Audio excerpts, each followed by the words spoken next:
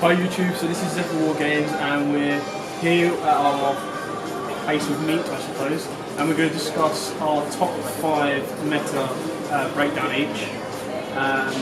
First of all, we'll go around and introduce ourselves, and also just so you guys get to know a little bit about our Yugioh taste, we'll also tell you our first structure deck that we ever bought.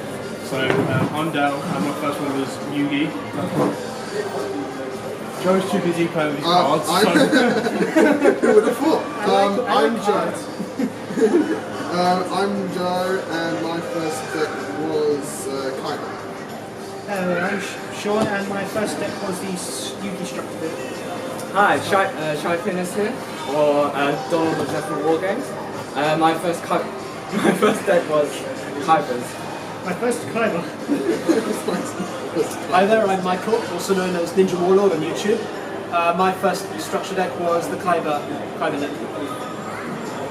Okay, so to get this meta breakdown up and going, we're going to start with our number 5. So my personal number 5 is Mermails. Joe, what about you? I could agree, and I could also put Fluffles to that as well. You're going to put Fluffles at 5. My challenge. Let's keep this for Egyptian. Edit. Sean, what do you think your number 5 is? Doesn't make me happy. I'm going to go with a biased choice. I'm going to say Yangzing. Okay, so Sean's going with Yangzing at 5. Donald? I would have to agree with Dale's choice of Atlanteans as well. Atlantean Mermails. I'd also have to agree Mermail Atlanteans. Okay, so Mermail Atlanteans, that's 3 of us. And then My friend Phoenix right here seems to have an objection. we'll start with these 2 because they want it to be a little bit different, which is fine.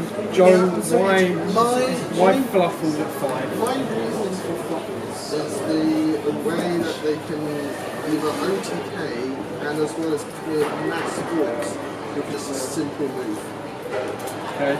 The ability to just go straight into a fight for a tiger with 3 fusion materials, so you can pull out 3 cards in the field, so that's instantly pendulum scale wide, and probably the biggest for monster one. Then go into a fight for a fusion, and then go into a wolf for more OTKs, or another tiger, or something like that. And just all these plays. I just think the power thing is just too good. Fair enough. Sean? Myself personally, I'd say Yangzings because depending on which deck you're going up against, you can lock out pretty much anything really with Chao Feng. I think Yangzings for this format will need to be more of a turbo build into Chao Feng in my opinion. Okay, so in opinion so far then, we're saying that the meta at number 5 we feel could either be Yangzings, Fluffles, but the majority of us think Mermails. In my personal opinion, Mermails is generally because, like I said in the previous video, their ability to OTK is amazing. I mean, the fact that they can bring out a couple of cards, double attack, and then the fact of sending from the hand to then pop your back row, pop the front row, is nearly second to none in most decks. About the other 2 that's fought Mermails. I'd have to agree, obviously with the potential to OTK. As a Mermail player, though I have experienced issues with the need to get to Net Abyss as fast as possible.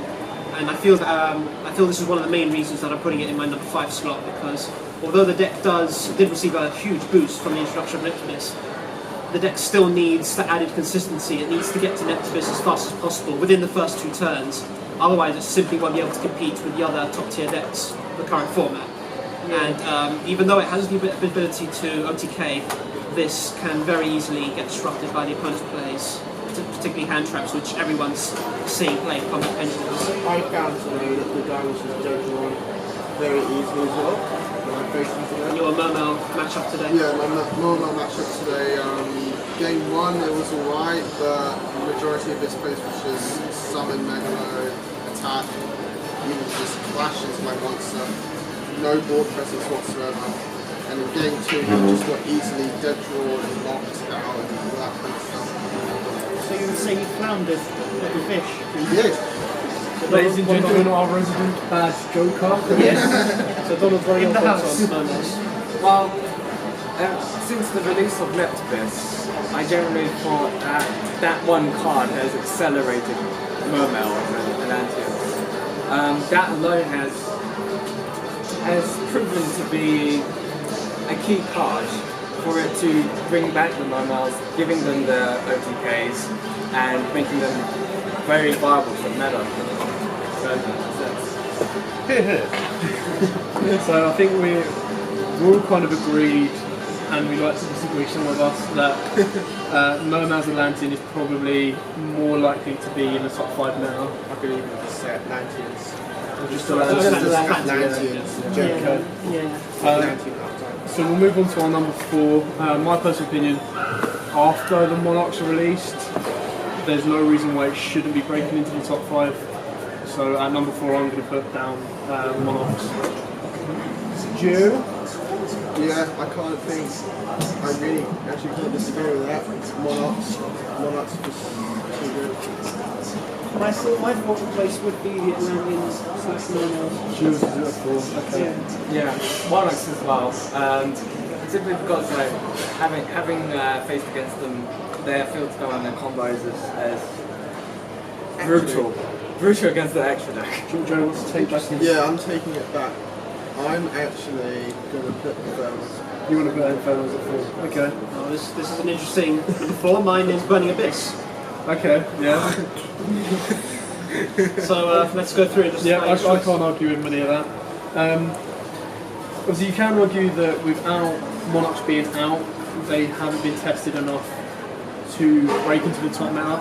However, I agree with Donald that through testing online and just seeing what they're getting in the structure deck next week,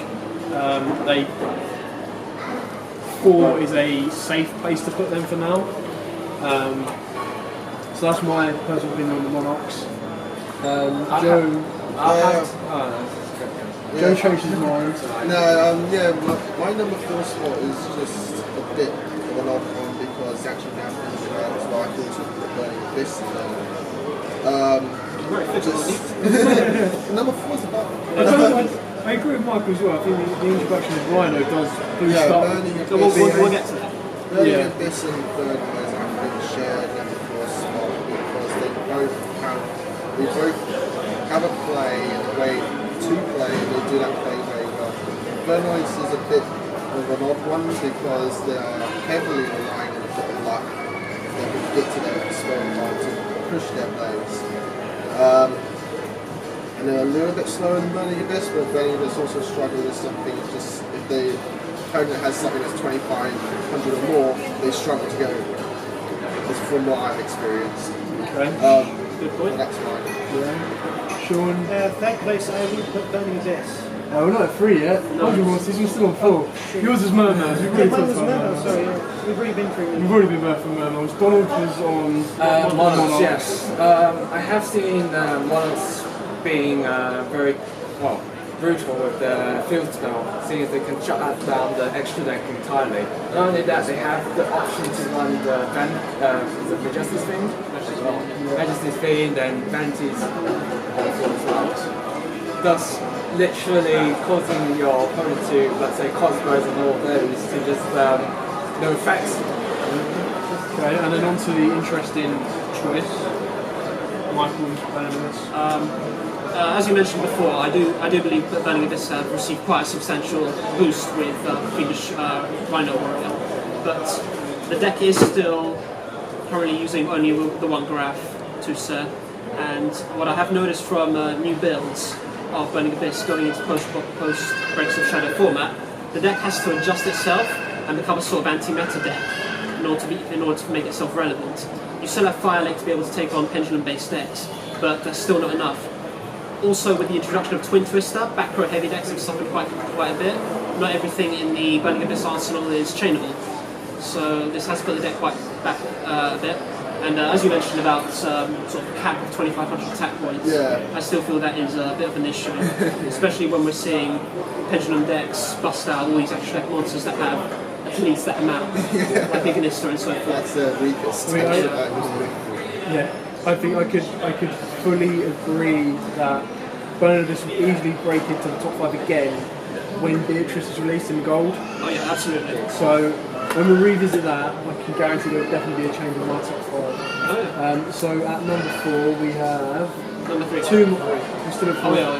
Just to recap, slow down, guys. So at number 4 we've got 2 people from Monarchs, 1 for Burn Abyss, 1 for Infernals, and 1 with Mermaids. So moving on to number 3, I might share a bit of a biased opinion on this again because mine at number 3 is Satella Knights. They didn't get hit the way they should have done from the ban list, which still made them a viably strong deck. And then the introduction of Infinity. I know quite a lot of decks can go into Infinity now, but they got a massive boost with Infinity Dragon, and I think that they're still able to compete. I feel their back row gives them the edge on Monarchs, which is why that's above them, and I also feel that they're more consistent than Mermouths, which is why they're at 3 for me.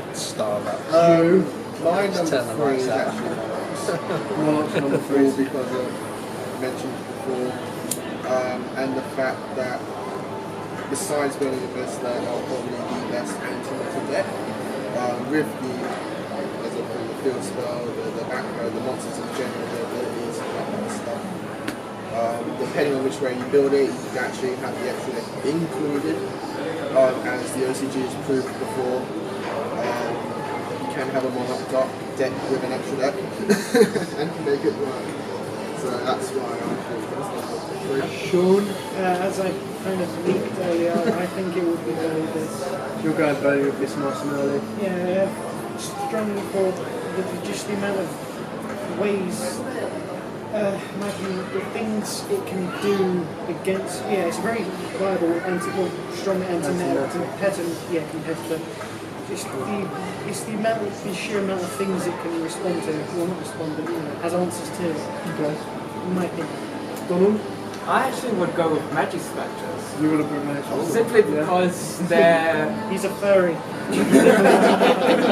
simply because their back row has, in a sense, is very viable and searchable. And considering like you got a trap to banish, 1 trap to back to hand, and even Tempest just negates. Even if you get out Infinity, use the effect, you still have the option to just negate that outright and prevent it. Yeah. That's nice. Michael? Mine would have to be Monarchs.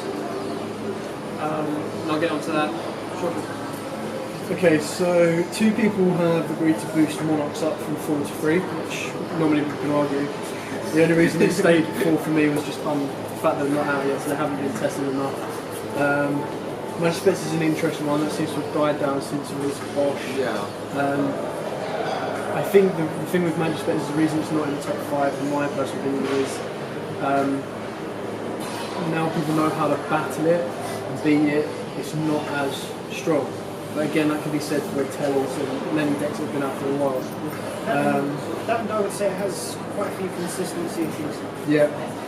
And it depends what you run it with. I mean, obviously, as a Magic Spectres player, I build it with Clowns and Draco Slayer engine. And I always find myself drawing more into those than I do into the actual Magic Spectres themselves.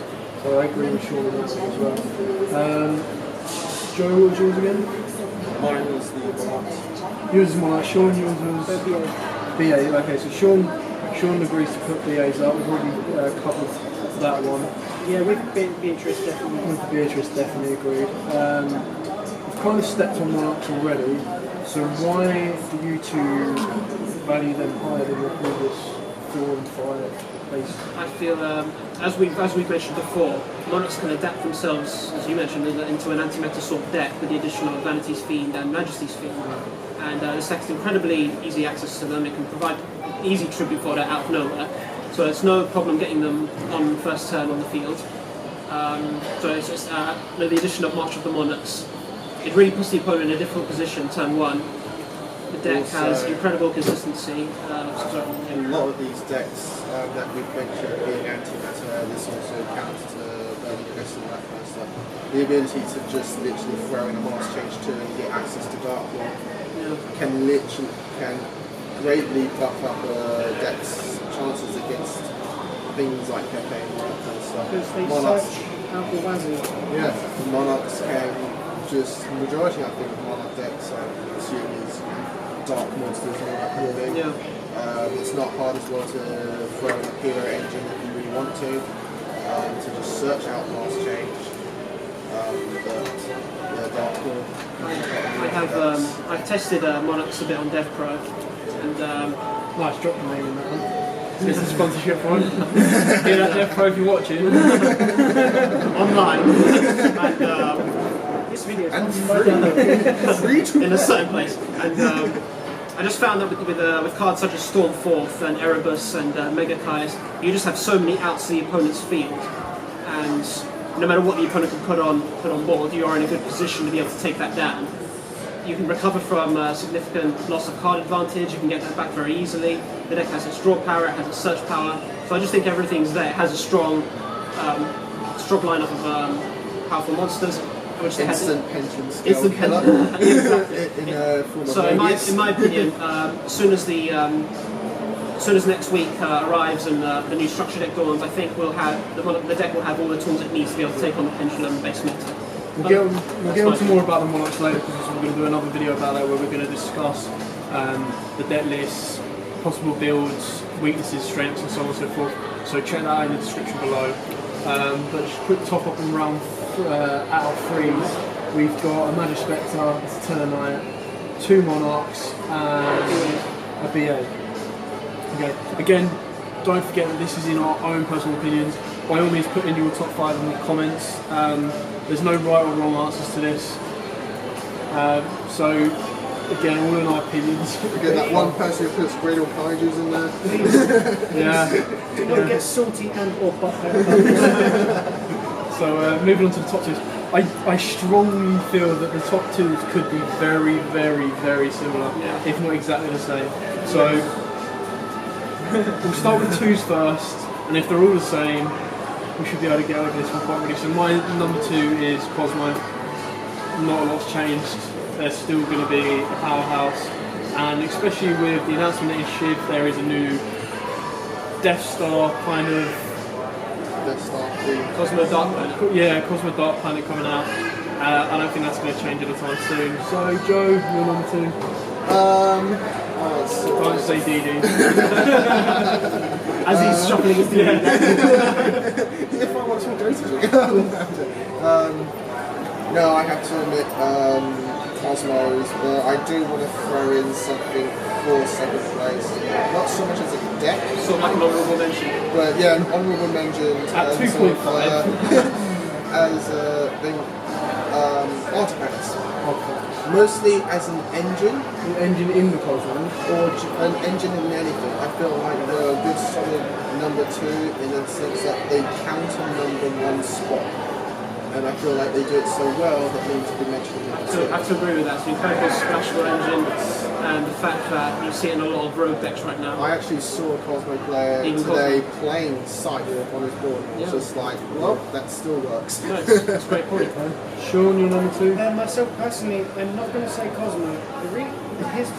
Yeah, I know. Just hate. He has to be different. Controversial much, I know. But in my opinion, I feel they can be through the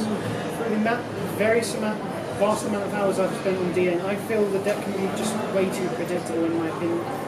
In respect to the deck, I don't find that to be a credible, like,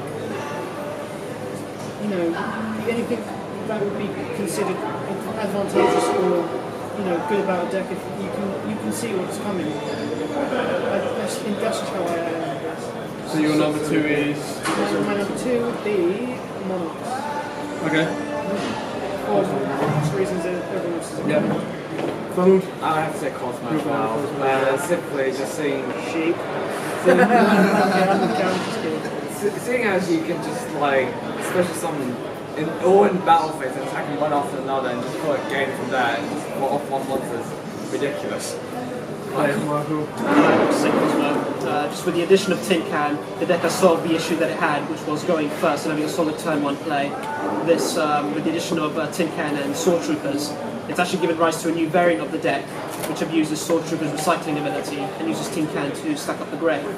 So I think Cosmo are well deserving of the number 2 slot. I don't think one honourable mention as well throwing it out there is Odd Eyes and Magicians. Whether you want to separate them or just put Odd Eyes with Magicians, that's another honourable mention. You can even count as an honourable mention for number 1, so it could even be 1.5. We're doing 0.5s now. Yeah. Just for Odd Eyes. Round up in round 2, our second place, we've got 4 Cosmo, is that right? 4 Cosmo with an honourable mention of Artifacts and Magician Pendulum, or Eyes, and then 1 Monarch. Monarch's going everywhere. Now, Drum roll for... apart from Donald's, we haven't seen any Pendulum decks in this top 5 as of yet, and I think that's because there is only really one. Yeah. I didn't say any Pendulum deck. Very sourly. I'm going to have to say number 1 is it has to be Pepe. There's no way around it. I mean, the meta is now pendulum based. We are in a tier 0 format. Yeah, and this deck takes advantage of both. Well, I say both. It takes advantage of all the engines that it can run. So the Draco Slayers, the Clowns, the Magicians, the four mages, 4 powers. It's just So, Joe, you're number 1. Yeah, I can't disagree. It's just a deck. And even the former powers and engines, I feel like that's one thing that's been neglected from the deck itself. The majority of it is performer powers, which is an archetype which when it first came out, everyone just thought it was trash, it was rubbish. It's a protagonist deck, this can't be good. And now it's tier 0 format. I think we're all guilty of feeling that way. Performer powers is just, as an archetype, not too good. The way they give them birth to this deck as well, with regular slayers. Yeah. Sean? Yeah, I also agree with, the strongest deck at the moment would be Pepe. Yeah. Because you pay. Donald? Yeah, exactly the same. Ever since this Performer Engine Sorcerer came out, that was it. Next level. Michael? Has to be Pepe. Its ability to take advantage of every aspect of the pendulum mechanics, just incredible, and that solid turn 1 play. I think until the ban list, there's not going to be much changing at the top of this list as well. So we'll do a quick rundown from 5 to 1 of what we're, just an overview of what we've done so far. At 5 we had, how many mermaids was it again? 3. So collectively, 3 mermaids we can safely say is around about the 5th place mark. At 4, the majority we had was Monarchs, was it 4? Majority of 4. 3rd place was really strange, it seemed to be a weird one because we had Magic Spectres, Tellarknights, BA, Monarch. So safely we can say that at this moment in time, around the 3 and 4 mark is when Monarchs are going to fly, and then until new support comes out, BA will probably float around the 4th mark, give or take. At 2, I think the majority can easily be said that it was Cosmo, and then at number 1, no one disagreed with this. As much as Sean would have liked to. Rank 4 spam up there. it was Pepe. So, we're going to be doing a Monarchs deck breakdown, review, and discussion with that. So check out the link in the description below for that one. Thanks for watching this. We hope you enjoyed it. Don't forget to leave your top 5 meta in the comments below. Like, comment and subscribe, and even share the page for us, guys, because we're enjoying doing what we're doing and we like all the support we're receiving. And happy dueling!